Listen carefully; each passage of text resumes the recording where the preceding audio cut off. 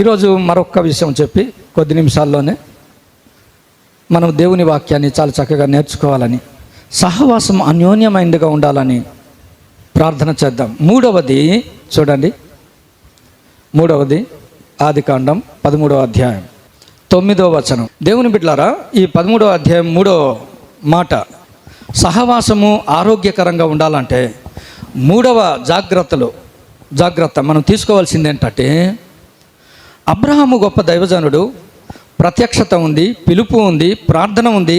తన జీవితంలో ఒక్కొక్క అనుభవాల్లో దిద్దుబాటు చేసుకుంటున్నాడు. తన జీవితంలో దుష్టుని ఎరగగలుగుతున్నాడు. ఇంతలో మరొక అపాయము తన జీవితంలో దుష్టుని యొక్క దాడి చూస్తున్నాడు. ఇప్పటి వరకు అబ్రహాము, లోతు ఎక్కడి నుండి, ఊరు పట్టణము నుండి దరిదాపు 1500 కిలోమీటర్లు నడుచుకొని వచ్చారు. అబ్రహాము లోతుని చాలా జాగ్రత్తగా తోడుకొని వచ్చాడు. ఇక్కడ 9వ వచనములో చూస్తే అబ్రహాము నుండి లోతు దూరం అయిపోవడం మనం ఇక్కడ చూస్తున్నాం.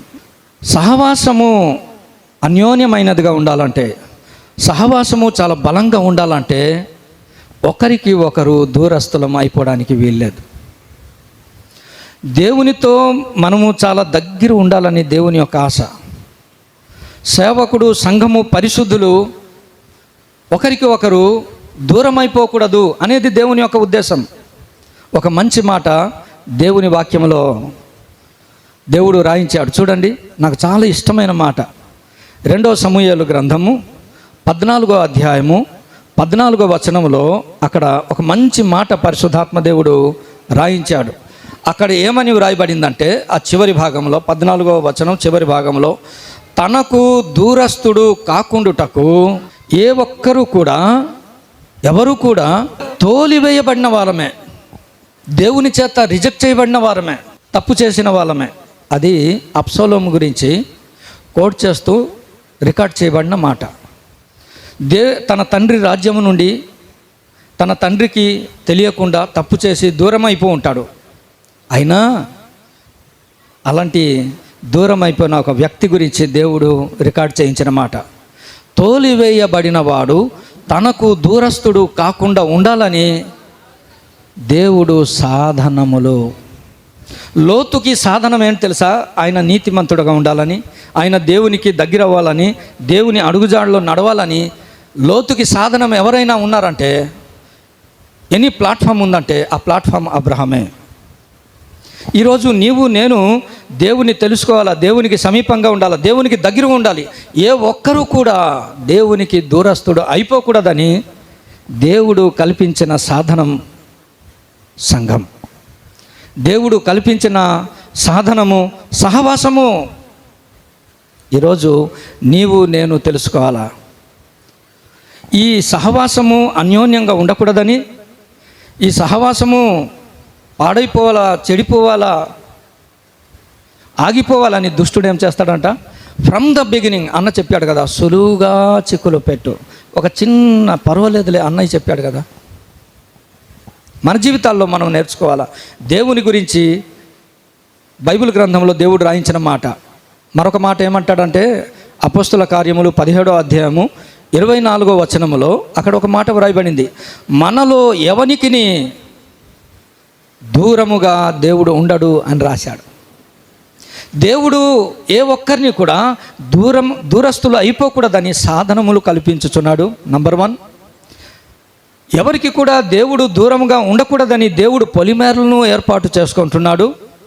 నంబర్ 3, ఫిలిప్పీ పత్రిక 4:5లో ప్రభువు సమీపముగా ఉన్నవాడు.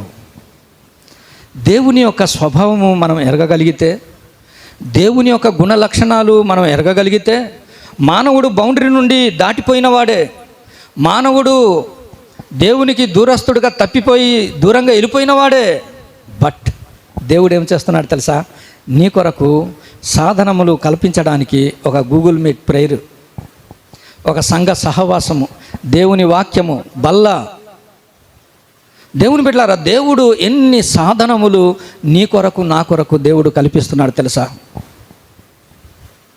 అందుకే మన జీవితాల్లో దేవుని ఎరగగలిగితే నీ సహవాసం అన్యోన్యంగా దేవునితో ఉంటుంది, దేవుని ప్రజలతో, సంఘముతో చాలా చక్కగా ఉంటుంది. కాబట్టి మన జీవితాల్లో అలాంటి అన్యోన్యమైన సహవాసం, దూరం కాకుండా సమీపముగా దేవుడు ఎలాగైతే ఉన్నారో, ఇక్కడ ఒక జనాంగం ఉంది. వారి గురించి నేను చదువుతున్నాను. ఇంతకుముందు మీకు నెహెమ్యా గ్రంథంలోని 3వ అధ్యాయంలో ఒక మంచి మాట చెప్పాను. వారు మందిరాలు కట్టినప్పుడు, గుమ్మములు కట్టినప్పుడు ఆనుకొని ఆనుకొని ఆనుకొని అన్ని రకాలైన ప్రజలు. ఈరోజు మరొక మాట చూపిస్తాను చూడండి. సంఖ్యాకాండము 2వ అధ్యాయం. ఇక్కడ ప్రత్యక్షపు గుడారములో వారు కనాను దేశానికి ప్రయాణమవుతూ ప్రత్యక్షపు గుడారం దగ్గర వారి యొక్క బ్యానర్స్ని, ధ్వజం పట్టుకొని వాళ్ళు ఏ రీతిగా నడవాలో ఇక్కడ రాస్తున్నాడు. చూడండి 5వ వచనం చదవండి. 3 విషయాలు నాకు అర్థమైంది ఇక్కడ, మీరు కంటిన్యూగా చూస్తే. ఇక్కడ ఒక మాట రాశాడు. ఏంటంటే ఒక గోత్రము గురించి చెప్పాడు. ఆ గోత్రములో లెక్కించబడిన వారి గురించి పరిశుద్ధాత్మ దేవుడు రాశాడు. వాళ్ళకు ఒక సంఖ్యాబలం ఉంది. నంబర్ 1, వారికి ఒక ప్రధానుడు ఉన్నాడు. అంటే ఇంపార్టెంట్ పాపులర్ ఫిగర్ ఒకడు ఉన్నాడు, ఒక ప్రధానుడు ఉన్నాడు. లెక్కింపబడిన సంఖ్య, లెక్కించగలిగే సంఖ్య ఉంది. వారి సమాజంలో అందరినీ ఇన్ఫ్లుయెన్స్ చేయగలిగిన ఒక ప్రధానుడు ఉన్నాడు. నంబర్ 3, నాకు ఇష్టమైన మాట ఏంటి తెలుసా? అతని సమీపమున మరొక గోత్రం ఉంది. ఈ 3 మాటలు ఈ అధ్యాయం మొత్తంలో ఉంది. సంఖ్యాబలం ఉంది, ప్రధానుడు ఉన్నాడు, అతని పక్కన మరొకరు సమీపంగా ఉన్నాడు. ఆ గోత్రములో ఒక సంఖ్యాబలం ఉంది. దేవుని బిడ్డలారా, సహవాసం ఎంత గొప్పది తెలుసా? సహవాసము దూరంగా లేరు. ఇతను ప్రధానుడే, అతను ప్రధానుడే, ఈ అన్న ప్రధానుడే, ఆ అన్న ప్రధానుడే. అతనికి ఒక కుటుంబం ఉంది, ఇతనికి ఒక కుటుంబం ఉంది. ఇతనికి సంఖ్యాబలం ఉంది, అతనికి సంఖ్యాబలం ఉంది. నువ్వెవడరా నాకు అని చెప్పడానికి లేదు. సహవాసము, సమీపముగా ఉన్న సహవాసం. ప్రభువు సమీపముగా ఉన్నవాడు, దేవుని ప్రజలు ఒకరికి ఒకరు సమీపముగా ఉండగలిగితేనే ఆ సహవాసము అన్యోన్యమైన సహవాసం. There is no gap. వారి జీవితంలో దూరానికి ప్లేస్ లేదు. నెహెమ్యా మందిర ప్రాకారములు, గుమ్మం యొక్క ప్రాకారములు కట్టినప్పుడు దూరంకి స్థలం లేదు. ఒకరిని ఆనుకొని there is no place for distance. ఈరోజు దేవునితో మనము దూరం అవ్వడానికి ప్లేస్ ఉండకూడదు. మన జీవితాల్లో మనం నేర్చుకోవాలా? ఎంత మాదిరి కలిగిన సహవాసం అండి. ఈరోజు నీ కుటుంబంలో your a popular figure, influenced person.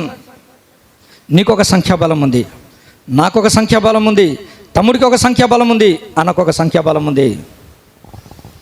How is our fellowship? ఇక్కడ చూస్తే అబ్రహాముకి ఒక సంఖ్యాబలం ఉంది. లోతు కూడా లెక్కించగలిగినంత సంఖ్యాబలం ఉంది. లోతు యొక్క కుటుంబంలో లోతు ఒక ప్రధానుడు, అబ్రహాము యొక్క, అది చూస్తున్నాను. ఈ సంఖ్యాకాండంలో ఉన్న ఆ సహవాసము లోతులో లేదండి. లోతు గురించి నేను చూశాను. లోతు గురించి దేవుని వాక్యం రాయబడింది. అతని గురించి మరలా నెక్స్ట్ వీక్ మనం ధ్యానం చేద్దాం. ఈరోజు ఈ ఒక్క విషయమే. అబ్రహాము నుండి లోతు దూరం అయిపోవడం ప్రారంభించాడు. ఇక్కడ అసలు అబ్రహాము లోతు గురించి మనం ఆలోచించినప్పుడు అబ్రహాముని బట్టే కదా. చూడండి, త్వరగా నేను చెప్పేస్తాను. ఇక్కడ ఏమని వ్రాయబడిందంటే 13వ అధ్యాయం 6వ వచనంలో చూస్తే, అబ్రహాముని బట్టి లోతుకి విస్తారమైన ఆస్తి. అబ్రహాముని బట్టి 2 పేతురు పత్రిక 2వ అధ్యాయం 7వ వచనం, అబ్రహాముని బట్టి లోతు నీతిమంతుడగు లోతు అని దేవుడు రాశాడు. లోతుని బట్టి కాదు, నీతిమంతుడు. అబ్రహామును బట్టి లోతు నీతిమంతుడు. ఈరోజు నువ్వు సంఘానికి వస్తున్నావు. సంఘము ద్వారా నీ జీవితంలో నీకు తెలుసో తెలియకు, దినదినము నువ్వు సంఘంతో సహవాసంలో నువ్వు వెళ్ళిపోతుంటే, లోతు లాంటి అతన్నే నీతిమంతుడని పిలిచిన దేవుడు నిన్ను ఏమని పిలుస్తాడు తెలుసా? సహవాసమునకు రమ్మని పిలిచిన దేవుడు నీ జీవితంలో నిన్ను కూడా నీతిమంతుడుగానే గుర్తిస్తాడు దేవుడు. కాబట్టి మన జీవితాల్లో మనం నేర్చుకుందాం, అబ్రహామును బట్టి లోతు నీతిమంతుడు. అంత మాత్రమే కాదు, ఒక అద్భుతమైన మాట ఇక్కడ మనం చూస్తే 13వ అధ్యాయము 1వ వచనములో ఏమని ఉంది తెలుసా? అబ్రహాము తనతో కూడా ఉన్న లోతుని వెంటబెట్టుకొని, ఎక్కడి నుండి తెలుసా? ఐగుప్తు నుండి బయటకు తీసుకొచ్చాడు. అబ్రహాము యొక్క గుణలక్షణం ఏంటి తెలుసా? ఐగుప్తు నుండి లోతుని తనతో కూడా, అంటే ఎంత దగ్గర చేసుకున్నాడండి అబ్రహాము. తనతో కూడా అనే పదాన్ని మీరు పట్టుకోవాలా, ఆ మాటను మీరు పట్టుకోవాలా. ఈనాడు మన జీవితాల్లో లోతు లాంటి వారిని మనం ఏం చేయాలి తెలుసా? మనతో కూడా. ఐగుప్తు నుండి తీసుకొచ్చిన వాడు దైవజనుడైన అబ్రహాము. ఈరోజు మన జీవితాల్లో మనం నేర్చుకుందాం, ఎంతమందిని లోతు లాంటి వారిని ఐగుప్తులో నుండి మనతో కూడా దేవుని మందిరానికి మనం తీసుకొస్తున్నాం. అలాంటి వారు ఉన్నారు, ఇక్కడ చాలామంది ఉన్నారు. వారు సువార్త చెప్పలేరు, వారు దేవుని గురించిన మర్మాలు వారు చెప్పలేరు. బట్ వారు చేస్తున్న మనలో చాలామంది ఏంటి తెలుసా? దేవుని మందిరానికి తీసుకొచ్చి వారికన్నా దేవుని కొరకు బహుబలంగా వాడబడేటట్టుగా. ఇక్కడ చూస్తే అబ్రహాము ఎలాంటి వాడంటే తనతో కూడా లోతుని వెంట పెట్టుకొని వచ్చాడు. ఇది వ్రాయబడింది. 14వ వచనంలో ఏమని వ్రాయబడింది? అబ్రహాము లోతును విడిచెను అని వ్రాయబడలే. ఈ మాట గమనించాలి మీరు. అబ్రహాము లోతుని తనతో కూడా తీసుకెళ్తే లోతు అబ్రహాముని విడిచిపెట్టాడు. బా, ఇది చాలా బాధ అనిపించిందండి. కళ్ళు తెరిస్తే అబ్రహాము లోతుని తోడుకొని వస్తే లోతు అబ్రహాముని విడిచిపెట్టాను అనే పదం. ఈనాడు ఇలాంటి పరిస్థితులు చాలా చోట్ల వ్రాయబడింది. మనం ఒకరిని తోడుకొని వస్తే, ఎవరినైతే తోడుకొని వచ్చామో, ఎవరినైతే బలపరుస్తూ వచ్చామో, ఎదుకో అబ్రహాముని బట్టి లోతు దేవుని యొక్క వాగ్దాన భూమిలోనికి అడుగు పెట్టడానికి వచ్చాడు. అబ్రహాముని బట్టి లోతు విస్తారమైన ఆస్తి సంపాదించాడు. అబ్రహాముని బట్టి లోతు నీతిమంతుడయ్యాడు. అయితే వీళ్ళ పనోలికి వాళ్ళ పనోలికి గొడవలు అయిపోతే అబ్రహాముని విడిచి లోతు వెళ్ళిపోయాడు కదా, వెళ్ళిపోయాడు. ఇప్పుడు అబ్రహాము యొక్క గుణలక్షణాలు ఎలా ఉన్నాయో మనం ఆలోచన చేయాలి. అబ్రహాము లోతుని తోడుకొని తీసుకెళ్లేవాడని నేర్చుకున్నాం. 1. 2, అబ్రహాముని బట్టి నీతిమంతుడు అయ్యాడు లోతు.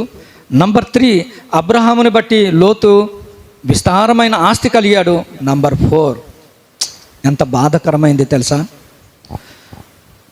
నెక్స్ట్ వీక్ లోతు గురించిన డీటెయిల్స్ చెప్తాను. ఒక్క విషయం చెప్తాను. అబ్రహాముని లోతు విడిచిపెట్టి సొదొమ ప్రాంతానికి వెళ్ళిపోయాడు. వెళ్ళిపోయిన తర్వాత ఇక్కడ 14వ అధ్యాయము 4-5 వచనాల్లో జస్ట్ వినండి, తర్వాత మీరు ఇంటికి వెళ్ళి చదవండి. అక్కడ ఎలాము రాజు అక్కడ ఉంటాడు. ఒక 4 రాజులు ఉంటారు. అందులో ఈ ఎలాము రాజు కదొర్లయోమెరు అని ఒక అతను ఉంటాడు. అతను చాలా బలవంతుడు. అతను ఏం చేస్తాడు అంటే 12 సంవత్సరాలు ఈ సొదొమ రాజుల్ని ఏలుబడి చేస్తాడు. పన్ను వీళ్ళు కడతా ఉంటారు. అయితే చూడండి ఒక్కసారి 4-5 వచనాలు 13వ అధ్యాయము. రాజులు వచ్చి వారిని ఏమో ఇంకా ఓడించేశారు. అప్పుడు ఈ లోతు యొక్క ఆస్తి మొత్తం పనులందరినీ తీసుకొని ఈ కదొర్లయోమెరు తీసుకొని వెళ్ళిపోతాడు. ఇప్పుడు జాగ్రత్త వినండి. ఆ సంగతి ఎవరికి తెలిసింది? ఇప్పుడు అబ్రహాము దగ్గరికి వచ్చాడు.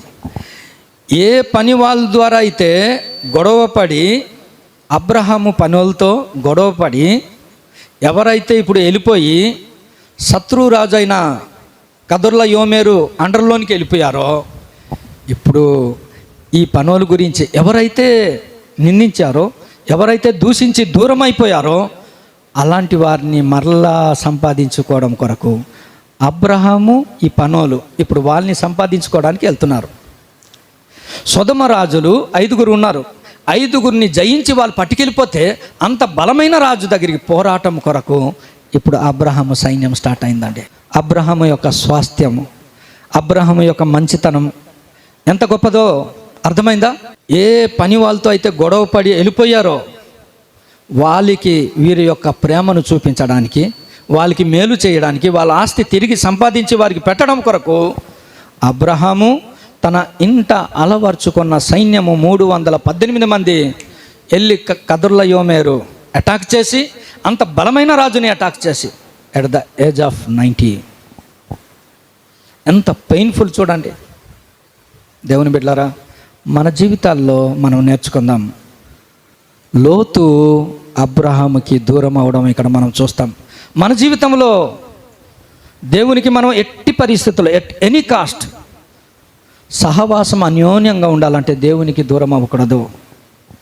సహవాసం అన్యోన్యంగా ఉండాలంటే సంఘానికి దూరం అవ్వకూడదు, దేవుని బిడ్డలకి దూరం అవ్వకూడదు, దేవుని సేవకునికి దూరం అవ్వకూడదు. ఓ లోతు, అబ్రహాముకి నువ్వు దూరం అయిపోయావయ్యా. అబ్రహాము పనోళ్ళని నువ్వు కామెంట్ చేస్తూ నువ్వు దూరం అయిపోయావు. ఈరోజు ఆ పనోళ్ళే వచ్చి చెరలో ఉన్న నిన్ను విడిపించడానికి ప్రాణాలు తెగించి వచ్చారు వాళ్ళు. ఈరోజు సంఘములో ఉన్న ఒక పరిశుద్ధుడు నీ దృష్టికి ఏం కాకపోవచ్చు. ఈరోజు సంఘములో ఉన్న ఒక దేవుని బిడ్డ నీ దృష్టిలో నథింగ్. బట్ నీ కొరకు సంఘములో ఉన్న బిడ్డ ఎలాంటి వాడు తెలుసా? ప్రార్థన చేసేవాడు. నువ్వు పట్టించుకోకపోవచ్చు, మానక సంఘములో ఉన్న నీ బిడ్డ నీ పేరుని బట్టి, నీ పిల్లల పేరుని బట్టి, నీ కుటుంబాన్ని బట్టి నిత్యము మొరపెట్టేవాడు సంఘం. లోతు, నువ్వు వెళ్ళిపోవచ్చు. బట్ అబ్రహాము యొక్క ప్రేమ ఏంటి తెలుసా? లోతు గురించి విన్న వెంటనే అతను, అతని పనివారు అందరూ లేచి స్టార్ట్ అయ్యారు. కాబట్టి మన జీవితాల్లో మనం నేర్చుకుందాం దేవుని బిడ్డలారా. లోతు దూరమైన అబ్రహాము లోతుకి దూరం అవ్వడానికి ఇష్టపడలే. ఈరోజు ఒక తీర్మానం మనం నేర్చుకోవాలి. అబ్రహాము దగ్గర లోతు ఉన్నప్పుడు ఆస్తి ఉంది, అబ్రహాము దగ్గర లోతు ఉన్నప్పుడు నీతిగా ఉన్నాడు, అబ్రహాము దగ్గర లోతు ఉన్నప్పుడు భద్రత ఉంది. ఈ 3 వద్దు అనుకొని లోతు వెళ్ళిపోయాడు. 3 పోయింది. చిన్న కుమారుడు, బైబిల్లో రాయబడింది, అన్యోన్యమైన సహవాసం తండ్రితో చిన్న కుమారునికి ఉంది. తండ్రి దగ్గర ఉండేటప్పుడు చిన్న కుమారునికి ఆస్తి ఉంది. చెప్పండి, ఇంకేమున్నాయి? తండ్రి దగ్గర పనోళ్ళు ఉన్నారు, చిన్న కుమారుడికి అధికారం ఉంది. తండ్రి దగ్గర చిన్న కుమారుడు ఉండేటప్పుడు ఆప్యాయతలు ఉన్నాయి. ఆస్తి ఉంది, అధికారం ఉంది, ఆప్యాయత ఉంది. అక్కడ వ్రాయబడింది ఒక మాట, ఏమని వ్రాయబడిందంటే 15వ అధ్యాయం 13వ వచనములో, దూర దేశానికి వెళ్ళిపోయాడండి ఇతను. Tell me what are the factors to desert his father? తన తండ్రిని విడిచి దూరముగా. ఈరోజు సహవాసం అన్యోన్యంగా ఉండాలంటే దూరము మన జీవితంలో ఉండకూడదు. దేవుడే దూరస్తుడుగా ఉండడానికి ఇష్టపడలేదు. దేవుడే మనకు సమీపంగా ఉండడానికి ఆయన ఇష్టపడిన దేవుడు.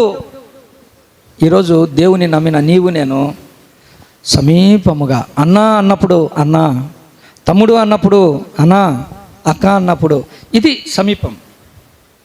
ఈరోజు మన జీవితంలో మనం నేర్చుకుందాం. అక్కడ రాయబడింది దూర దేశానికి వెళ్ళిపోయాడు. ఎందుకు చెప్పండి? ఏం అతన్ని ఇన్ఫ్లుయెన్స్ చేస్తుంటుంది? అక్కడ మనం చూస్తే లోతు గురించి నెక్స్ట్ వీక్ నేను చెప్తాను. లోతు గురించి ఏమని ఉంది తెలుసా? ఫస్ట్ అబ్రహాము నుండి కొద్దిగా దూరం జరిగి ఆ పట్టణంలోని మైదానం ప్రాంతంలో కాపురం ఉన్నాడట. నంబర్ 1. నంబర్ 2 అక్కడ ఏమని ఉంది అంటే 12వ వచనములో సొదొమకి దగ్గర టెంట్ వేసాడట. ఇంతకుముందు ఆ ప్రాంతాల్లో ఒక దగ్గర ఉన్నాడు. అక్కడి నుండి అంటే ఇలా చూశాడు అబ్రహాము, సర్లే అక్కడ ఉన్నాడు. రెండోది ఎక్కడికి వెళ్ళాడట? అక్కడి నుండి కొద్దిగా దగ్గరికి వచ్చాడట. 14వ వచనం దగ్గరికి వచ్చేసరికి సొదొమలో కాపురం ఉండాడు. బయట ఉన్నాడు, దగ్గరికి వచ్చాడు, లోపలే ప్రవేశించేశాడు. అక్కడ వ్రాయబడింది సొదొమ దగ్గర 12వ వచనం చదవండి. 13వ అధ్యాయం 12వ వచనం. కనబడట్లేదా? మనము ఒక హౌస్ రెంట్ చేయాలనుకుంటేనే ఆ ఏరియా మొత్తం ఎంక్వైరీ చేసేస్తాం. ఈ ఏరియా ఎలాంటిది, మన ఫ్యామిలీ ఉండొచ్చా, ఉండడానికి కంఫర్టా, సేఫ్ అండ్ సెక్యూరిటీ ఉందా లేదా, ఈ లొకాలిటీ మంచోలేనా, ఇన్ని ఇన్ఫర్మేషన్లే. మనోడు ఏం లే. దుష్టులు, దుర్మార్గులు, ఓ లోతు అబ్రహాముకి దుష్టులు తెలుసు, లోతుకి ఆ గమనిక లేదు. ఈరోజు చాలా విచారకరం. అన్న చెప్తూ వాక్యం చెప్తూ దేవుడు సౌలుతో దేవుడు మాట్లాడితే సౌలు ఏం చేశాడట? జనులతో అన్నాడు. ఆ నెక్స్ట్ అధ్యాయంలో ఆ వచనం అన్న చూపించలే. ఏ జనులకైతే అతను యాడ్ చేశాడో ఆ జనులకు జడిసి అని వ్రాయబడింది. ఇక్కడ జనులతో కూడా అన్నాడు, ఇప్పుడు జనులకు జడిసి అని నెక్స్ట్ అధ్యాయంలో ఉంది.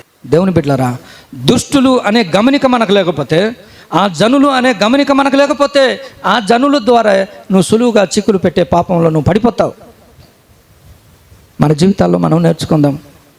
చిన్న కుమారుడు దూర దేశానికి, అంటే నేను రాసుకున్నాను ఏంటి తెలుసా? దూరంగా వెళ్ళిపోతే స్వేచ్ఛగా ఉండొచ్చురా కదా, కావలసినంత ఆస్తి ఉంది. దూరం వెళ్ళిపోతే మనకు లెక్క అడిగినోడు ఎవడు లేడు. అక్కడికి వెళ్ళి స్నేహితులు ఉన్నాడు. అతనికి ఏమేమి ఉందట? స్వేచ్ఛ ఉంది, స్నేహం ఉంది, స్వాతంత్రం ఉంది.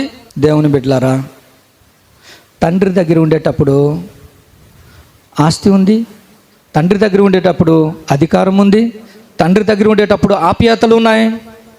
తండ్రి నుండి దూరం వెళ్ళిపోయాడు, 3 ఎగిరిపోయింది అంతే. సేమ్ లోతు యొక్క పరిస్థితి ఎలాగుందో చిన్న కుమారుని యొక్క పరిస్థితి కూడా అంతే. మన జీవితాల్లో నేర్చుకుందాం. డే బై డే దేవునితో మన సహవాసం అన్యోన్యంగా ఉండాలంటే స్వేచ్ఛ నీ జీవితంలో ఎప్పుడు కోరుకోవద్దు. దేవునికి దూరం అయిపోయే స్నేహం దేన్ని నువ్వు చేసుకోవద్దు. దేవుణ్ణి దూరం చేసే ఏ భోగ భాగ్యాలు నీ జీవితంలో నువ్వు అనుభవించద్దు. ఇదిగో చిన్న కుమారుడు అన్ని కోల్పోయాడు. దూరం వెళ్ళిపోయినప్పుడు స్నేహితులు ఎలాగొచ్చారట? గురు గురు గురు అని పిలుస్తుంటే ఈయన మరీ కరువు వచ్చింది, గురువు పోయింది. ఇప్పుడు ఏదో వచ్చిందట, చెప్పాను కదా, గుర్ర గుర్ర అని పందులు వచ్చాయి. ఇప్పుడు గురువులు అందరు ఎగిరిపోయారు. ఇప్పుడు ఏంటట? గుర్ర గుర్ర గుర్రం అంటే ఈడు జంప్ అయిపోయాడు. ఇక మన జీవితాల్లో నేర్చుకుందాం. మన జీవితాల్లో స్వేచ్ఛ స్వాతంత్రం ఉందా? దేవునిలో లేనిది సాతానుడు ఏం చేస్తాడట? నీకు చూపించడానికి ఇష్టపడతాడు. అవ్వకు కూడా అంతే.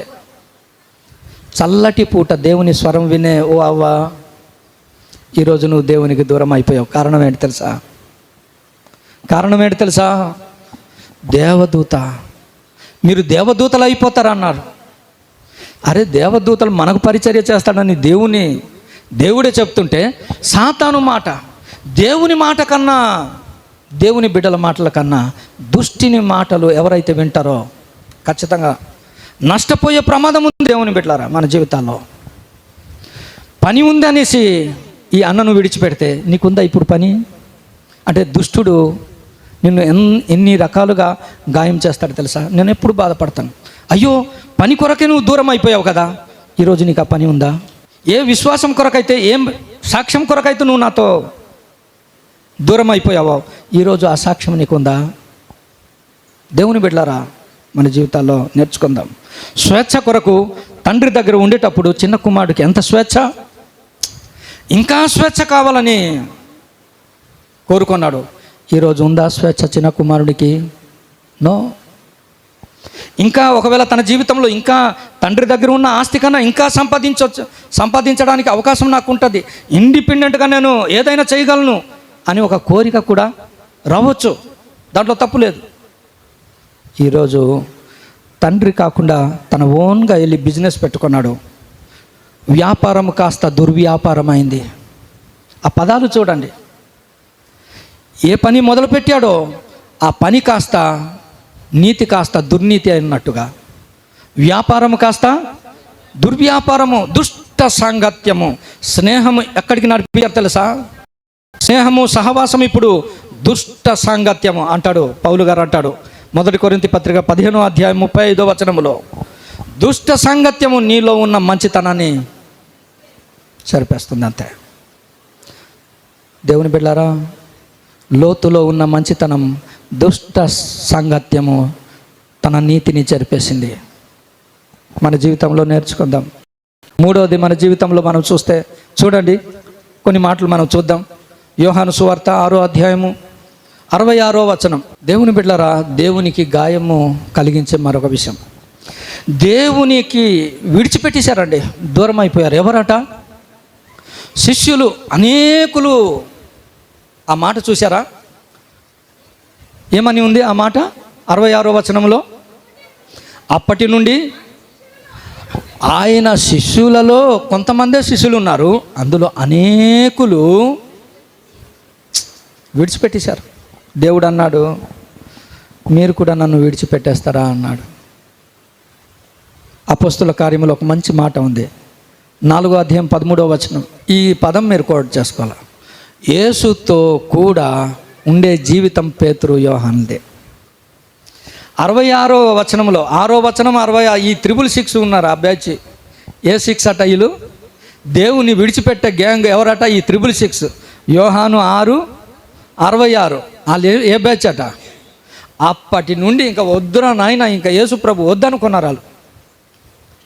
మీరు కూడా నన్ను విడిచిపెడతారా అంటే, లేదు ప్రభు అన్నాడు. ఇప్పుడు అపోస్తుల కార్యము 4వ అధ్యాయంలోనికి వచ్చేసరికి వాళ్ళ గురించి ఏమని రాయబడింది? యేసుతో కూడా ఉండే జీవితం వీరిది. ఈరోజు ఈ పరిచర్య దేనికి తెలుసా? యేసుతో కూడా నువ్వు ఉండగలిగితే అంతే చాలు నాకు.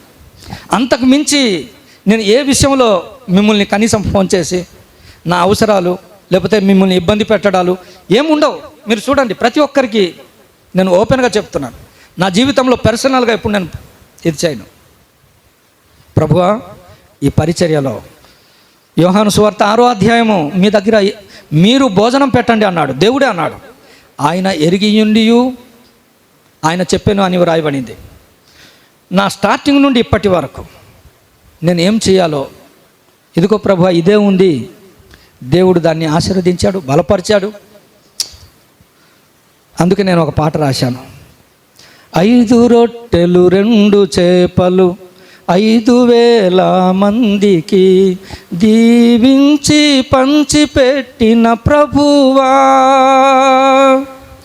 నీదు దీవెన తృప్తినిచ్చును దేవా. ఆయన పంచిపెట్టిన తర్వాత తృప్తినిచ్చే పరిచర్య అక్కడ మనం చూస్తాం. ఇక్కడ సంఘములో సహవాసములో దేవుని వలన నీకు తృప్తి లేకపోతే ఈ పరిచర్య నాకు వేస్ట్. దేవునితో కూడా నిన్ను ఉంచగలిగితేనే ఈ పరిచర్య నాకు దీవెన. నాతో కన్నా నా దేవునితో కూడా ఉండే జనాంగముగా మిమ్మల్ని మార్చడానికి ఈ ప్రయత్నాలు. అంతకుమించి ఏం కాదు దేవుని బిడ్డ. ఇక్కడ వ్రాయబడింది, అప్పటి నుండి ఇంకా ఎప్పటికీ యేసు ప్రభు ని వారు వెంబడించిన వారు కారట.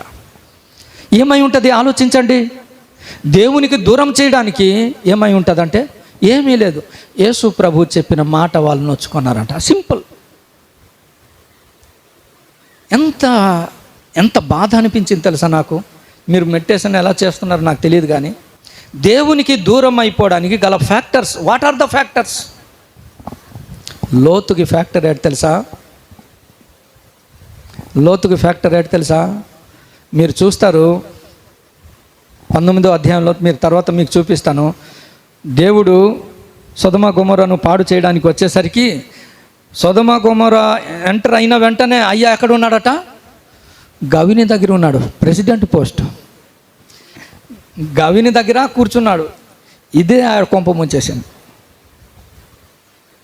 అధికారము, ఆధిపత్యము. దేవుని బిడ్డలారా, మన జీవితాల్లో ఒకవేళ దేవుని నుండి దూరం చేసే ఫ్యాక్టర్ అయితే మనం జాగ్రత్త పడాలా. స్వేచ్ఛ దేవుని నుండి దూరం అయిపోయే ఫ్యాక్టర్ అయితే జాగ్రత్త పడిపోవాలా.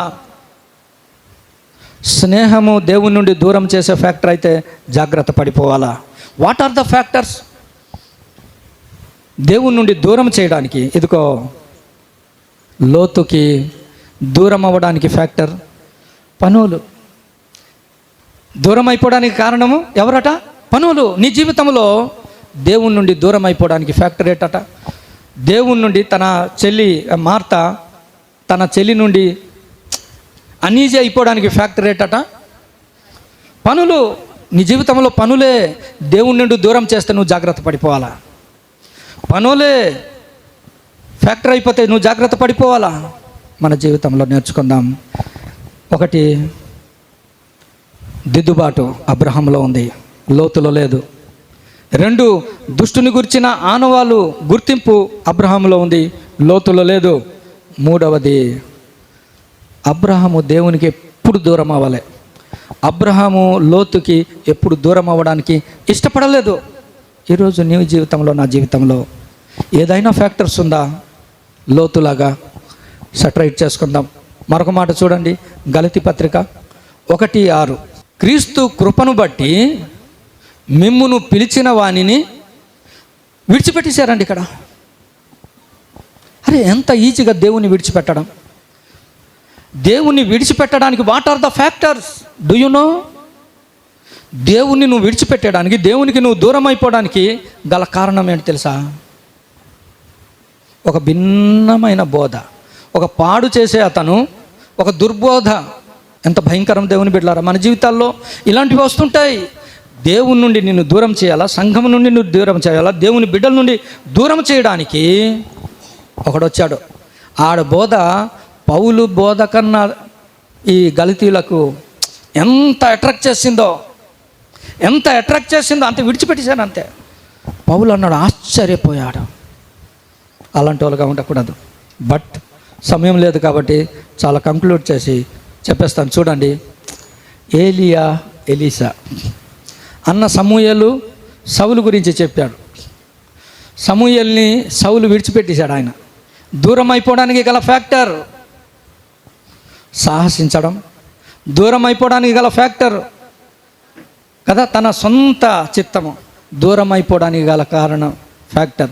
అక్కడ కూడా చూస్తే గిల్గాలు, ఇక్కడ కూడా చూస్తే ఏలియా ఎలీసాల యొక్క అనుభవం ఎక్కడి నుండి ప్రారంభమవుతుంది తెలుసా? ఆయన ఆరోహణం కాకముందు చివరి మజిలీలో గిల్గాలులో అది చూసినప్పుడు, నేను అన్నకు చూశాను ఒకసారి, నిజమే కదా.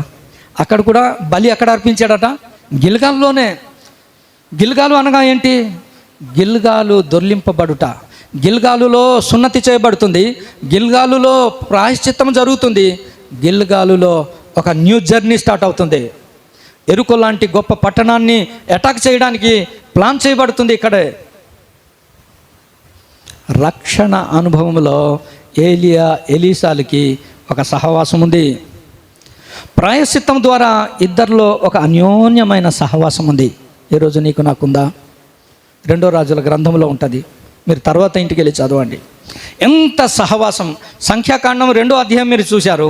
ఇక్కడ 2 రాజుల గ్రంథం 2వ అధ్యాయంలో నేను చెప్పేస్తాను, మీరు వినండి. వారి జీవితంలో గిల్గాల్లో నుండి స్టార్ట్ అవుతుంది. ఎలీసా, దేవుడు నాకు చెప్పాడు బేతేలుకి వెళ్ళమన్నాడు, నువ్వు ఇక్కడ ఉండిపోమంటే. చదివండి 2 గ్రంథం 2వ వచనం. నిన్ను అంటే ఆ అటాచ్మెంట్, డూ యూ హ్యావ్ విడిచిపెట్టిన అనుభవాలు మనం ఎప్పుడు ఉండకూడదు. అక్కడ మీరు చూస్తే 3వ వచనం చదవండి. బేతేలులో ఉన్న ప్రవక్తల శిష్యులు, వీళ్ళు ఎవరట? బేతేలుకి వెళ్తే బేతేలులో ప్రవక్తల శిష్యులు ఉన్నారు. ఎలీసా యొద్దకు వచ్చి, అరే ప్రవక్తల శిష్యులు నీ గురువు అనడం ఏంటండి? ఎలీసా లాంటి గొప్ప దైవజనుని ఎలాగ అనిపిస్తుంది చెప్పండి వీళ్ళకి? వీళ్ళు వెంబడించట్లేదు. వెంబడిస్తున్న ఎలీసాను ఏమంటున్నారు? నీ గురువును దేవుడు తీసుకెళ్ళిపోతున్నాడు, ఇప్పుడు నీ సంగతి ఏంటి అంటే, ఎలీసా లాంటి మైండ్ ఈరోజు నీకు నాకు ఉండాలా. ఆయన అన్న మాట చదవండి. మనకి ఏదైనా చెప్పాడు అనుకో, ఇప్పుడు అవ్వ దగ్గరికి పాముగాడు వచ్చినప్పుడు నువ్వు ఊరుకో, నాకు తెలుసు అని ఉంటే ఏ గొడవ ఉండేది కాదు. అవునక్క, అవునన్నా అంటే అయిపోయినట్టు. ఇక ఈరోజు చూడండి, మన జీవితాల్లో మనం నేర్చుకుందాం దేవుని బిడ్డలారా. అటాచ్మెంట్ని దూరం చేయడానికి ఎన్ని అవకాశాలు వచ్చినా దేవుని బిడ్డలారా, అన్యోన్య సహవాసం. ఏలియాతో చివరి మజిలీ వరకు నేను ఏలియాను విడిచిపెట్టకూడదు. ఒక ఆశతో ఉన్నాడు తెలుసా? ఆశ ఏంటి తెలుసా? 2-fold ministry. 2 పాళ్ళ ఆత్మ పొందుకోవాలనే ఒక ఆశతో ఏలియాను వెంబడించాడు. నువ్వు కూడా ఈ సంఘములో ఒక ఆశ కలిగి ఉండాలా. నాకు మించిన పరిచర్య చేయాలనే ఒకే ఒక ఆశతో నాతో సహవాసం నీకు ఉండాలి, అంతే. నాకు కన్నా మించిన పవర్ఫుల్ స్పీకర్గా నువ్వు మారిపోవాలన్న ఒకే ఒక ఆశ. ఏలియా అన్నాడు, నా నుండి ఏమైనా నువ్వు కోరుకుంటున్నావా అంటే, నీకన్నా 2 పాళ్ళండి ఎటువంటి సందేహం లేకుండా చెప్పేశాడు. బేతేలుకి వచ్చాడు. బేతేల్లో ఆటంకాలు వస్తున్నాయి. బేతేల్లో నిరాశపరిచే వాళ్ళు వస్తున్నారు. ఊరుకోమంటున్నాడు. ఏలియాతో ఏమంటున్నాడు? నీ జీవముతోడు నా జీవంతోడు, నిన్ను నన్ను ఎడబాటు చేసే పరిస్థితులు ఏది ఉండడానికి వీల్లేదు. అదండి టూఫోల్డ్ మినిస్ట్రీ కొరకు. ఈరోజు నీవు, నీ స్నేహం నా స్నేహం, దేవునితో మన స్నేహం అన్యోన్యమైన సహవాసం ఒక బలంగా ఉండాలంటే దేవుని బిడ్డలారా, ఎలీసా వంటి మనస్సు మనకు రావాలి. బేతేలు సంఘ సహవాసము. బేతేలు అనగా ఏ సహవాసము? గిల్గాలు రక్షణ సహవాసం ఉండాలి, సంఘ సహవాసం ఉండాలి. తర్వాత మీరు చూస్తే ఎరుకోకు వెళ్తాడు. ఎరుకోలో కూడా ప్రవక్తలు వస్తారు. ఇదిగో నీ గురువుని తీసుకెళ్ళిపోతున్నారు. అక్కడ కూడా ఊరకుండమన్నాడు. ఎరుకు అనగా ఏంటి? లోకము, మనకు తెలిసిన విషయాలు. లోకములో కూడా లోకము ఎలాంటి ఆకర్షణ, ఎన్ని ఆటంకాలు నీకు పెట్టినా నీ స్నేహితునితో, నీ సేవకునితో, నీ సంఘముతో, నీ దేవునితో నువ్వు విడిచిపెట్టడానికి వీల్లేదు. నీ జీవితంలో ఖచ్చితంగా నువ్వు అనుభవిస్తావు ఒక ఆశీర్వాదకరమైన ముగింపు. తర్వాత ఏది ఉంది తెలుసా? యోర్దాను. చూడండి, ఆ మాట చదివి నేను ముగించేస్తాను. 9వ వచనం. ఏ శిష్యులైతే నీ గురువుని పట్టుకెళ్ళిపోతున్నాడు దేవుడు, నీ సంగతి ఏంటన్నారో, ఇప్పుడు ఆ శిష్యులు వచ్చి ఇప్పుడు ఎలీసాకి ఏం చేస్తున్నారట? నీకు ఎంత రెస్పెక్ట్ ఇస్తారు తెలుసా? ఎవడైతే నిన్ను ఆటంకపరిచాడో, ఎవరైతే నిన్ను అడ్డుకున్నారో, ఇది కరెక్ట్ కాదు, ఇది ప్రాపర్ వే కాదని వాళ్ళకి అర్థమైపోయింది. చూశారు. ఇప్పుడు ఎలీసాను వెంబడించడం మొదలుపెట్టారు. చూసారా? ఏలియాను వెంబడించని వారు ఇప్పుడు ఎలీసా దగ్గరికి వచ్చి సాష్టంగపడి నమస్కారం. ఎంత రెస్పెక్ట్ అండి! దేవుని బిడ్డలారా, మన జీవితంలో ఎప్పుడు మనం బాధపడకూడదు. ఒకరు దూరం అయిపోతుంటే, లేకపోతే ఒకరు ఏదైనా ఆటంకపరిచే మాట మాట్లాడితే సురేంద్రపాల్ బాధపడడానికి వీల్లేదు. ఎందుకు తెలుసా? దేవుడు ఒక దినాన ఖచ్చితంగా తన ఆత్మ కలిగిన దేవుని బిడ్డ దైవజనుడని ఖచ్చితంగా గాడ్ విల్ రివీల్. ఎవడైతే ఆగిపోయారో, ఎవడైతే ఆటంకపరచడానికి ఇష్టపడ్డారో, ఇప్పుడు వాళ్ళే వచ్చి ఏం చేస్తున్నారట? నీకు ఎంత రెస్పెక్ట్ ఇస్తారు తెలుసా? నువ్వు దేవుని వెంబడిస్తే, దేవునికి దగ్గరగా ఉంటే, దేవుని సేవకు అటాచ్మెంట్ ఉంటే, నిన్ను నేను వేడువాను. బా, ఎంత కమిట్మెంట్! ఎడబాటు పరిస్థితులు దుష్టుడు తెస్తే, సహవాసం ఆరోగ్యకరంగా ఉండడానికి దిద్దుబాటు, సహవాసం ఆరోగ్యం ఉండడానికి దుష్టునికి అపవాదికి చోటు ఇవ్వద్దు. అపవాదిని ఎదురించుడి, అపవాది తంత్రములను ఎరిగిన వాళ్ళుగా ఉండాలి. 3వది, దేవునికి ఎట్టి పరిస్థితుల్లో దూరం అయిపోకూడదు. దేవుని బిడ్డలారా, నయోమి రూతు గ్రంథం కూడా వ్రాయబడింది. ఆ గ్రంథం ఎలాగుంది తెలుసా? నయోమితో స్టార్ట్ చేశాడు, రూతు చరిత్రతో ముగించబడింది. నయోమితో స్టార్ట్ అయింది రూతు గ్రంథము, నయోమి యొక్క చరిత్రతో ముగించబడింది. అసలు ఆ రూతు టైటిల్ ఎవరి పేరులో ఉండాలా? రొట్టెలు లేవని బెత్లెహేమును విడిచిపెట్టి నయోమి వెళ్ళిపోయింది. ఈరోజు మనుషులే లేకుండా అయిపోయారు. సహవాసం నువ్వు ఎప్పుడు విడిచిపెట్టద్దు. ఇది లేదు అని నువ్వు వెళ్ళిపోతే అసలు నీ తాలూకా ఉనికి కష్టమైపోద్ది తెలుసా? రొట్టెలు లేవని మనుషులు వెళ్ళారు, మనుషులే లేకుండా అయిపోయారు. రొట్టె ముఖ్యమా, మనిషి ముఖ్యమా? నయోమితో స్టార్ట్ చేయబడి రూతుతో ముగించబడింది. ఆ బుక్ తాలూకు టైటిల్ నయోమి కాకుండా దేవుడు రూతుతో రాయించాడు. కారణం ఎందుకు తెలుసా? ఒకటే, ఒక ఆమె నయోమిని విడిచిపెట్టేసింది. రూతు, నీ జనమే నా జనము, నీ దేశమే నా దేశం, ఇదండి అటాచ్మెంట్. నీ జీవితంలో దేవునితో, దేవుని సేవకును, దేవుని ప్రజలు సహవాసం, అన్యోన్యమైన సహవాసం, ఇది నమ్మదగిన దేవుడు పిలిచిన సహవాసం. ఆ సహవాసంలో క్రీస్తుతో కూడా నువ్వు ఉండడం కొరకే ఈ ప్రయాస అంతా. ప్రార్థన చేద్దాం.